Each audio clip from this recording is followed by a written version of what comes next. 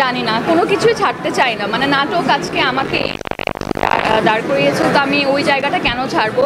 But definitely আমি এমন কাজ করতে চাই না, এমন নাটকও করতে চাই না, বা এনি কন্টেন্ট যেটা অলরেডি আমি আগে করেছি, কিংবা দেখার পর আমার অডিয়েন্স বা আপনারাই বলবেন ও মেজাবিন তো এই ধরনের গল্প আগে করেছে, তো এই জিনিসটা করতে চাই না। মেজাবিনের এমন নাটক আছে যারা মানে এগুলো যদি ফিল্মও হতো, ব্লাস্টিং কিছু হতো আমাদের তুফানের মতো। হ্যাঁ, প্রত্যেকটা ঈদে আসলে এমনটাই চাই, আমাদের কলিগরা সবাই মিলে ইন্ডাস্ট্রিটা এগিয়ে যাবে, সবার ভালো ভালো কন্টেন্টগুলো রিলিজ হবে, তাহলেই আসলে ইন্টারন্যাশনালিও একটা সময় আসলে বাংলাদেশের ফিল্ম কিংবা মুভি ইন্ডাস্ট্রিটাও আসলে পরিচিতি পাবে।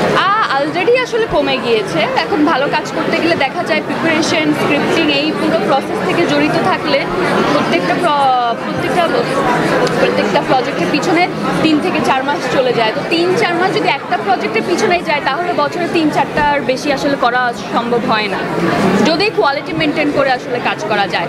একটা সময় ছিল নিজেকে মানে নিজে শেখার জন্য অনেক কাজ করেছি, এবং সেটাকে আমি অ্যাজ আ লাইফ এক্সপিরিয়েন্স মানে আমি বলতে পারি যে ওই এক্সপিরিয়েন্সটুকু আমি পেয়েছি বলেই আজকে যতটুকু ভালো বা মোটামুটি যতটুকু যেমনটাই অভিনয় করি না কেন, ওই এক্সপিরিয়েন্সের কারণেই। So that is very important. আমার লাইফের ওই ফেজটাও আলহামদুলিল্লাহ খুবই ওয়ান্ডারফুল ছিল, এবং আশা করব সামনের ফেজটাও খুব ভালো যাবে আপনাদের দোয়ায়। আমি জানি না, কোনো কিছুই ছাড়তে চাই না, মানে নাটক আজকে আমাকে দাঁড় করিয়েছে, তো আমি ওই জায়গাটা কেন ছাড়বো।